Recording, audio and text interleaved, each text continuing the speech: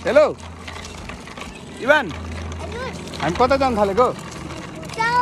चौरमा बल खेल्न हो तिम्रो बल खोइ कता खोइ यो हो सानो बल टिकीमा ल ल ल हामी गएर खेल्नुपर्छ है इभान हामी कहाँ आएको चौरमा के गर्नलाई फुटबल खेल्नलाई ल हान गुड बाबाले पनि हान्छु हस् ल यस त्यो कुन त्यो ठुलो बल नखेल्ने ल ल ल ओइ वाउ इभान बाबासँग बल नखेल्ने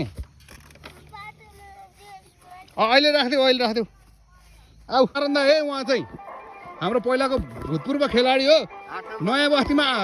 कस्तो गोल हान्ने अरे सेन्टरबाट सिधै गोल हाने है चौर के छ अब लगभग बन्यो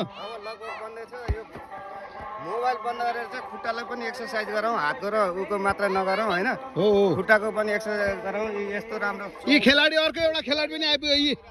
अहिले थपिरहेछ है ऊ बिस्तारै अहिले राम्रोसँग खेल है खेलाडी पहिला यहीँनिर 3 टिम बनाएर खेल्नु पर्थ्यो अहिले मान्छे बाँकी छैन अहिले खालि मन्दिरमा माइक बनाउन आएको हो तै पनि खेल्दैछ तिम्रो कुन बल हो सानो बाबाको बल खोइ बाबाको बल देखाउ त ठुलो बल बाबाको बाबासँग त साथी फुटबल खेल्ने साथी पनि छैन है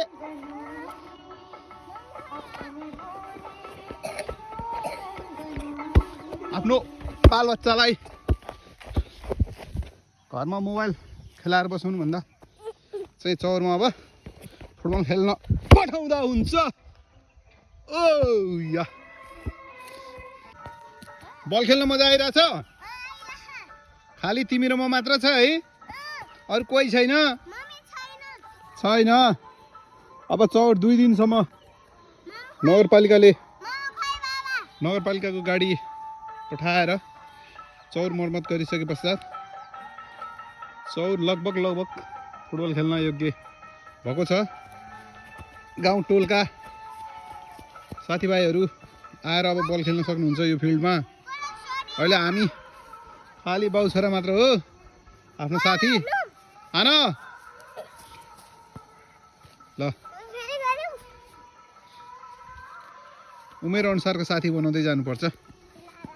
आफ्नो उमेरको साथी चाहिँ सबै विदेश ल क्लब घर यस्तो भइसक्यो ए तिमी कतिमा पढ्ने म 2मा अनि इभान चाहिँ कतिमा पढ्छ होला थाहा नै छैन आफूले आफू पढेको नि थाहा नहुने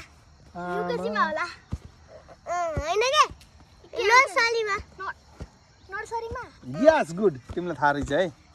नर्सरीमा पढे है अबदेखि हामी भोलि पनि आउनुपर्छ है भाइ हामी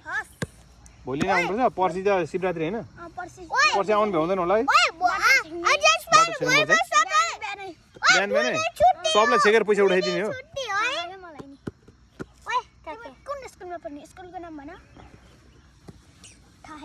तिमीहरू एउटै स्कुलको मान्छे होला तिमीहरू र झटाको यो डुमराडाको होइन तिमी कुन स्कुल गरे विभूतिको तिम्रो स्कुलको नाम के हो इभान नर्सरी यानि स्कुलको नाम के थाहा छैन नर्सरी भन्छ तिमीलाई आफ्नो स्कुलको नाम पनि आउँदैन यार आउँदैन